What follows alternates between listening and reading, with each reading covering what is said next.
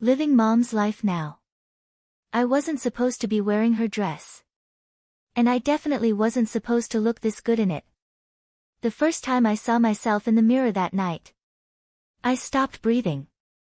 Not because I looked ridiculous. Not because I felt ashamed. But because staring back at me was my mother. Not exactly her, but close enough to make my hands shake. Let me explain before you judge me. My name is Aram. I'm 24 years old. I work a boring 9-to-5 data entry job at a logistics office downtown. The kind of job where nobody notices you unless you make a mistake. I live with my girlfriend, Mia, in a small rented apartment that smells permanently like coffee and vanilla candles. And until 3 months ago, I thought I had everything under control. You see, this didn't start as some wild obsession. It started with curiosity. Then comfort. Then something I couldn't ignore anymore. My mom passed away last year. Sudden heart failure. No warning. One day she was arguing with me about ironing my shirts properly, and the next day I was signing hospital papers. She was a strong woman. Organized. Elegant. The type who wore soft pastel dresses even when going to the grocery store. Her heels clicked with authority. Her lipstick was always perfect. Growing up, I used to tease her for being too classy.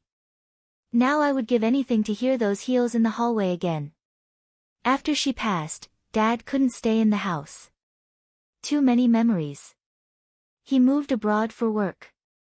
And I took some of her things. Not to sell. Not even to keep permanently. Just to remember her. A box of her scarves. A pair of nude heels. One light blue floral dress. I told myself it was sentimental. I told Mia it was closure. Mia hugged me when I brought the box home. I think it's sweet, she said softly. You were really close to her. I nodded. But there was something I didn't tell her. Something I hadn't even admitted to myself yet. It happened on a Tuesday. Mia was working late. Rain tapping against the windows. Apartment quiet. The box sat in the closet. I don't know what possessed me. Maybe loneliness. Maybe grief. Maybe something deeper. I opened it. The scent hit me instantly. Her perfume. Light jasmine. My fingers brushed the fabric of the blue dress. Soft. Delicate. Alive. Before I could think, I held it against my body.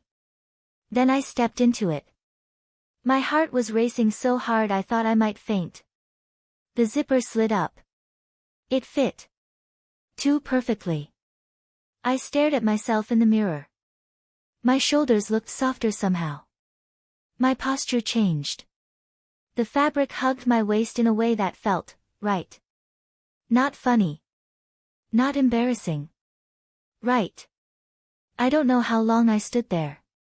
But I remember the exact moment everything shifted. I walked toward the hallway mirror. And in the reflection, I saw not just grief. I saw her strength. Her grace. And something inside me whispered. What if you could live her life now? Who am I really? Let me be clear. I wasn't some secret crossdresser growing up. I didn't steal clothes from girls at school. I didn't dream about dresses as a kid. But I always admired elegance. I always noticed the way fabric moved. The way confidence could transform someone completely. Wearing that dress didn't feel like pretending. It felt like stepping into power. And that terrified me. Because what did that mean? Was I just grieving? Or was this me? Mia. Mia and I have been together for 2 years. She's bold. Outspoken. Works in digital marketing. She loves loud colors and late-night takeout. She's the type who posts Instagram stories of everything. She also believes she knows me completely. Aram's predictable, she once joked at a dinner party. He'd never do anything crazy. Everyone laughed. I laughed too. But that night, back in the apartment, standing in my mother's dress, I didn't feel predictable. I felt dangerous. Mia doesn't know. Not about the dress. Not about the heels. Not about the lipstick I secretly tried 2 weeks later. And every time she looks at me with that trusting smile, guilt twists inside my chest. Because I don't know if she'd understand. Would she see grief? Or betrayal? Would she see identity? Or deception? Our apartment isn't big. 1 bedroom. 1 bathroom. Thin walls. Every sound echoes. Which means every secret feels louder. The closet is small. The box sits behind my old jackets. Every time Mia leaves for work, my heart beats differently. Every time she texts, coming home early, my stomach drops. I tell myself I'll stop. I tell myself it was just curiosity. But then I remember the way the heels felt. The way my steps slowed. The way my reflection smiled back. And I open the box again. It's not just about being caught wearing a dress. It's about what it represents. If Mia finds out, will she think I'm replacing my mom? Will she think I'm broken? Will she think I'm becoming someone she didn't choose? And deeper than that, if I fully step into this, what happens to Aram? Does he disappear? Or does he finally become whole? Last night, something changed. Mia told me she'd be out of town this weekend. A work retreat. 3 days. Alone. 3 days where no one could walk in unexpectedly. 3 days where I could explore without fear. Or so I thought. Because 10 minutes after she left this morning, my phone buzzed. Unknown number. And the message read, "I know what you've been wearing." My blood turned cold. The dress was still in my hands. And suddenly, living mom's life wasn't just about grief anymore. It was about exposure. And someone was watching. The message stayed on my screen like a threat carved into glass. "I know what you've been wearing." Unknown number. No emoji. No explanation. No mercy. My fingers went numb. The blue floral dress slipped from my grip and pooled around my bare feet like evidence at a crime scene. This wasn't imagination. This wasn't guilt talking. Someone knew. The apartment felt smaller than ever. Ticking clock. Buzzing refrigerator. My own breathing too loud. I checked the windows. Closed. Door. Locked. Laptop camera. Covered. I told myself it had to be a prank. Spam. Wrong number. But then another message came. "Looks good on you." My stomach dropped. They weren't guessing. They'd seen me. I should have panicked. I should have ripped the dress off and burned the box. Instead, I walked back to the mirror. Slowly. Almost defiantly. My reflection stared back at me. Bare shoulders. Fabric hugging my waist.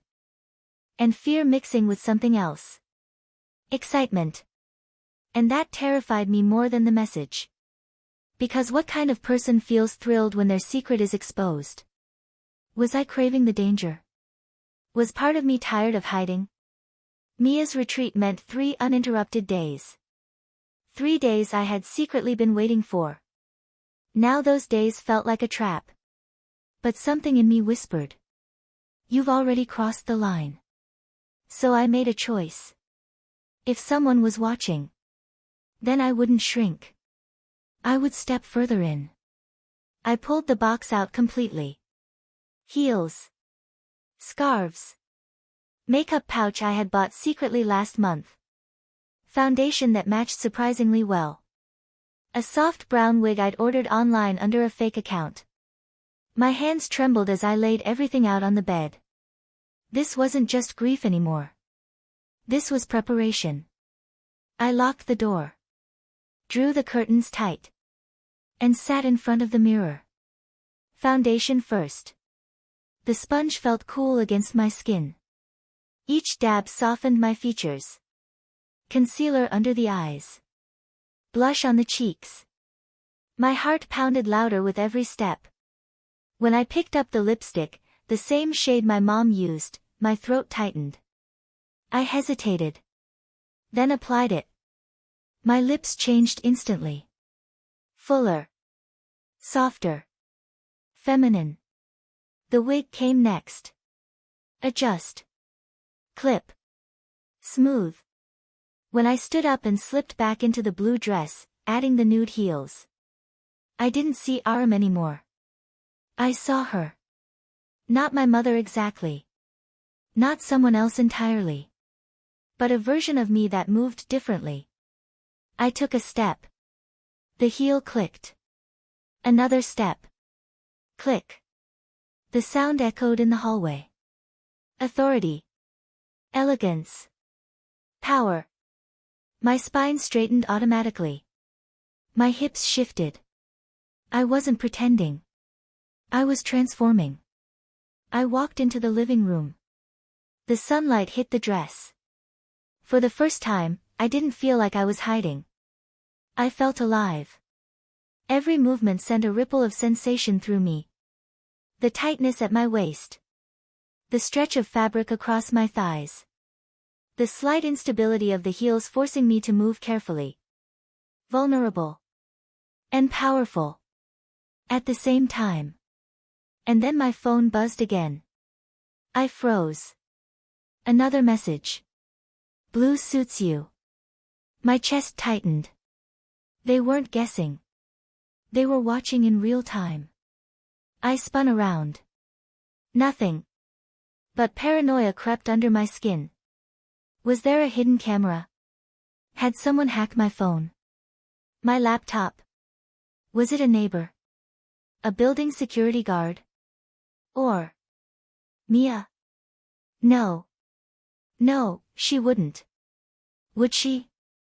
The phone started ringing. Unknown number again. My hand hovered over the screen. Decline. It stopped. Then rang again. And again. My breath grew shallow. Finally, I answered. Silence. Then a distorted voice. Why hide something that fits you so well? My knees nearly buckled. Who is this? I whispered. A low chuckle. You look just like her. The call ended. Just like her. That wasn't random. They knew about my mother. This wasn't just about crossdressing. This was personal. I turned toward the mirror again. And for the first time, instead of confidence, I saw confusion. Was I honoring her? Or replacing her? Was I exploring myself? Or losing myself? My reflection stared back. Two identities colliding in one body. 3 sharp knocks hit the door. I jumped so hard I nearly twisted my ankle in the heels.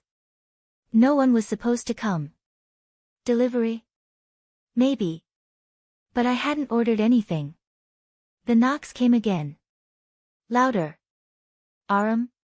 You home? My blood turned to ice. It was our neighbor. Mr. Qureshi. Why now? Why today? I looked down at myself. Dress. Heels. Full makeup. Wig. There was no time. The knocking grew impatient. Your balcony door looks open from outside. Balcony. Oh no. I had stepped out earlier for air. Had someone seen me? Had he seen me? My heart slammed against my ribs. Think. Think. I ran to the bedroom, nearly slipping. Heels off. Wig off. Lipstick smeared with trembling hands. Dress halfway unzipped when the doorknob rattled. I can hear you inside. Panic swallowed me whole. In my rush, the zipper got stuck. The fabric tightened. I pulled harder. And it tore. A sharp ripping sound. I froze. The dress, my mother's dress, split slightly at the side seam. My breath caught. It felt symbolic. Like the two worlds I was trying to hold together were finally tearing apart. Another knock. Louder. Aram. I yanked the dress off, threw on sweatpants and a hoodie, wiped my face as best I could. Then opened the door a crack. Mr. Qureshi stood there, suspicious. "You took a while," he said, peering past me. "I was showering," I muttered. His eyes scanned my face. "Too long." Did he see the leftover mascara smudge? Did he smell perfume? He nodded slowly. "Close your balcony door properly. People can see inside. People can see inside."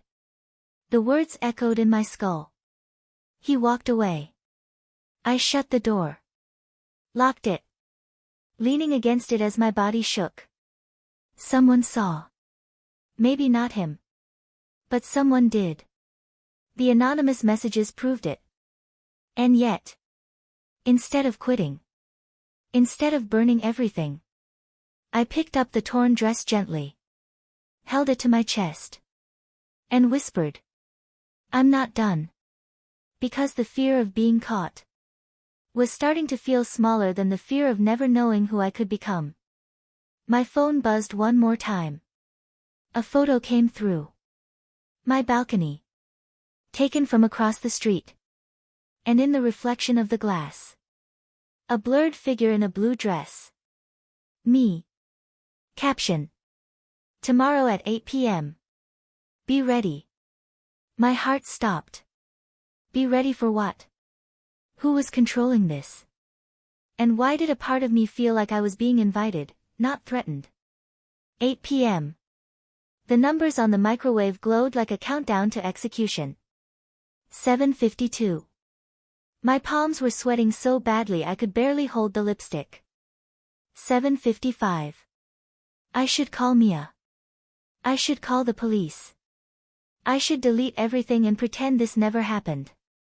Instead, I was standing in front of the mirror again. Dressed. Fully. If someone wanted to expose me, I wasn't going to hide. Not tonight. The torn seam of my mother's blue dress had been stitched carefully. My hands had shaken while sewing it, but I did it. Imperfect, but strong. Symbolic. So was I. Foundation smooth. Blush soft. Lipstick steady this time. The wig brushed neatly over my shoulders. The heels slid on with deliberate calm. Click. Click.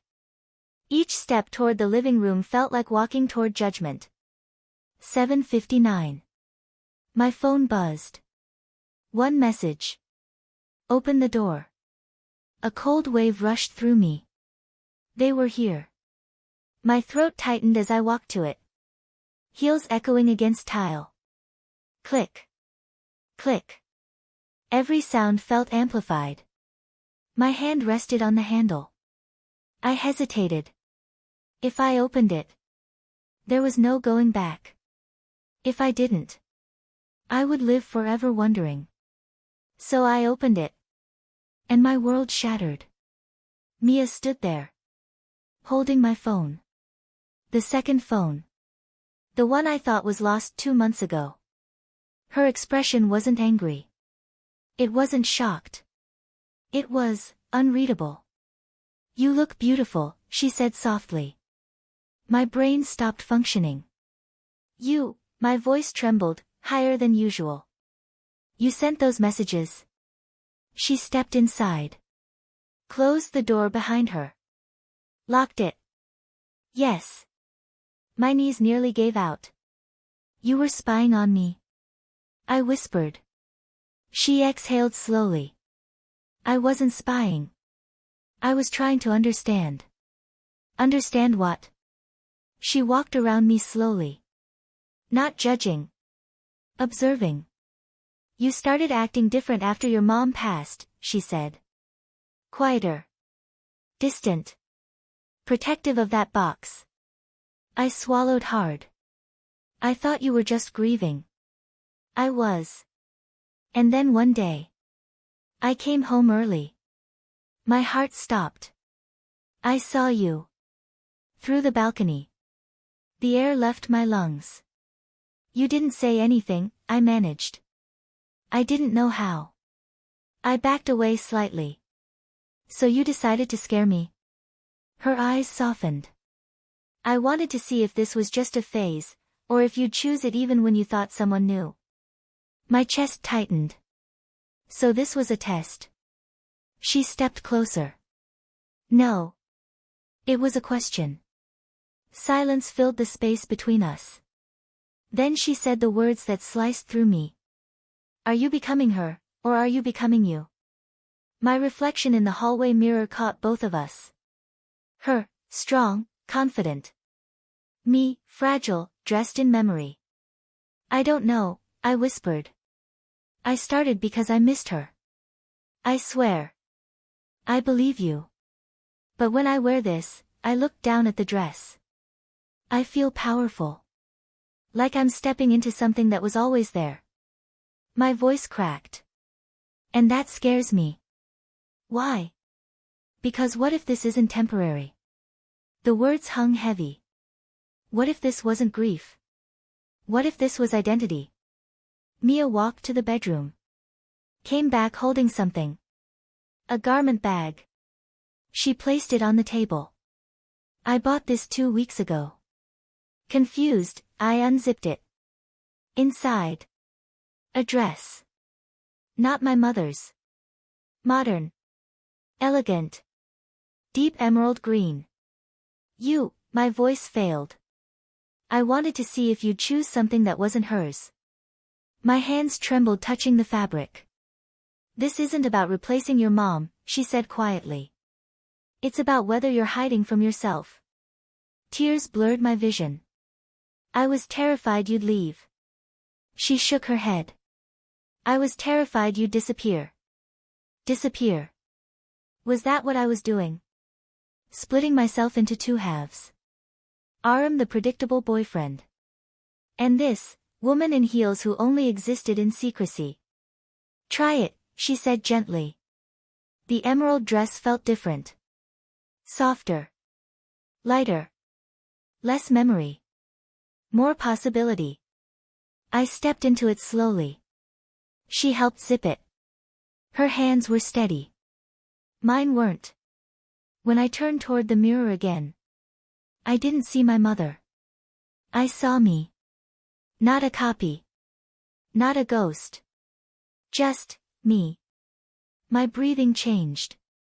My posture shifted. But this time it didn't feel like borrowing someone else's strength. It felt like claiming my own. I need to know something, Mia said quietly. My heart pounded again. If this is who you are, is there room for me in it? The question cut deep. Because this wasn't just about clothes. It was about identity. Future. Labels. Fear. I don't know what this makes me, I admitted. But I know I don't want to lose you. She stepped closer.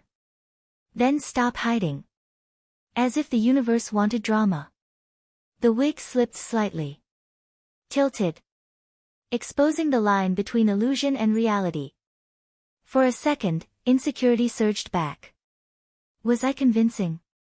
Was I ridiculous? But Mia reached up. Adjusted it gently. You don't have to be perfect, she said. You just have to be honest. And something inside me cracked open. The tension I'd been carrying for months dissolved into raw vulnerability. I wasn't living my mother's life anymore. I was living mine. Then Mia said something I never expected. There's something else. My stomach dropped again. She walked to the window. Pulled the curtain slightly. Across the street. A camera on a tripod. Pointed toward our balcony. My pulse spiked. That's not mine, she said quickly. Cold dread returned. If you weren't sending the balcony photos.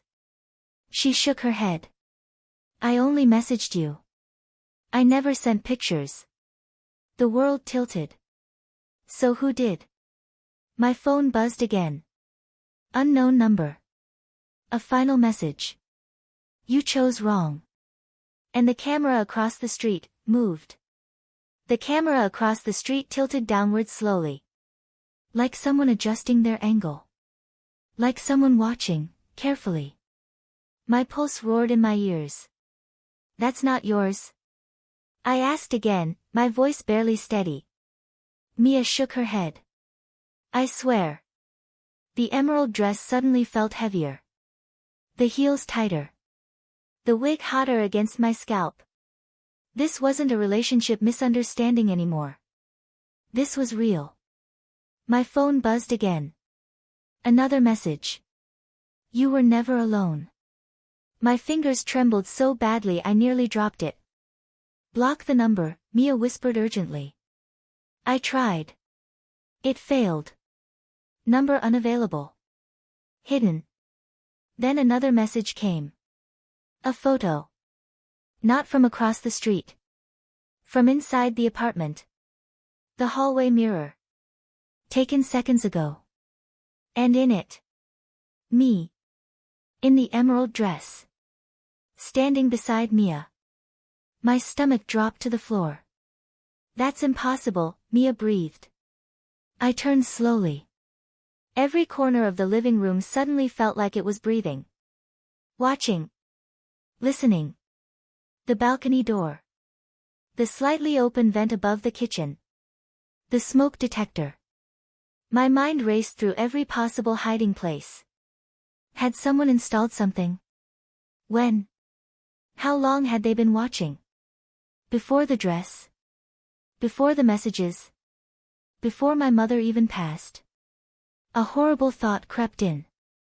What if this wasn't about crossdressing? What if this started long before I even knew myself? I walked to the hallway mirror. Stared at my reflection. Makeup flawless. Dress elegant. Eyes wide with fear. Whoever was behind that camera wasn't just spying. They were observing transformation. Recording identity. Studying me. The unknown number buzzed again. Tomorrow. 8 p.m. Public. Public. My throat closed. Mia grabbed my arm. We're calling the police. But even as she said it, another message came. A video file. My hands moved automatically. I opened it. The screen filled with footage. Me. 3 weeks ago. Wearing my mother's blue dress for the first time. Standing on the balcony. Crying. Whispering to myself. The angle was perfect. Close. Intimate. This wasn't from across the street. This was from inside. I dropped onto the couch. Everything inside me cracked. I didn't even know who I was yet, I whispered. Someone had watched my most vulnerable moment. The first time I stepped into that dress. The first time I questioned everything. And they recorded it. Mia knelt in front of me. We'll figure this out. But her voice carried fear now. Not confusion. Fear. And for the first time, I felt something darker than embarrassment. Anger. My phone buzzed one last time. A countdown. 23 hours 59 minutes and 58 seconds. 23 hours 59 minutes and 57 seconds. Attached text.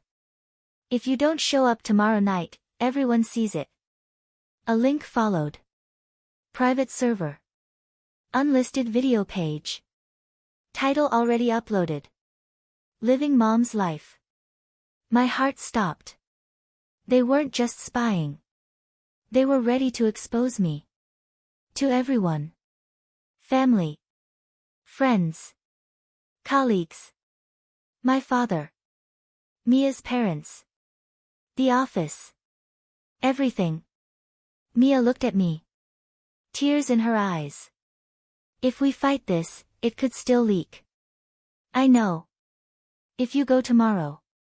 I don't know what they'll do. Silence. Heavy. Suffocating. For months, my biggest fear had been being seen. Now that fear was weaponized. If I hide, I lose control. If I show up, I walk into a trap. But something shifted inside me. Because this wasn't just about shame anymore. It was about ownership. I stood up slowly. Heels steady. Spine straight. The emerald dress caught the light. If they want me public, I said quietly, then maybe I stop hiding. Mia stared at me. You don't know what they're planning. No, I admitted. But I'm done living in fear. Across the street. The camera light blinked red. Recording. I stepped toward the balcony doors. Unlocked them deliberately. Pulled the curtains wide open. Stood fully visible. Not my mother. Not a secret. Just me. The phone buzzed again. One final message. Good. See you tomorrow. And then. The camera across the street disappeared. Gone. As if it had never been there. Mia grabbed my hand tightly. What if tomorrow changes everything? I looked at my reflection one last time. Lipstick bold. Eyes steady. Heart racing. It already has.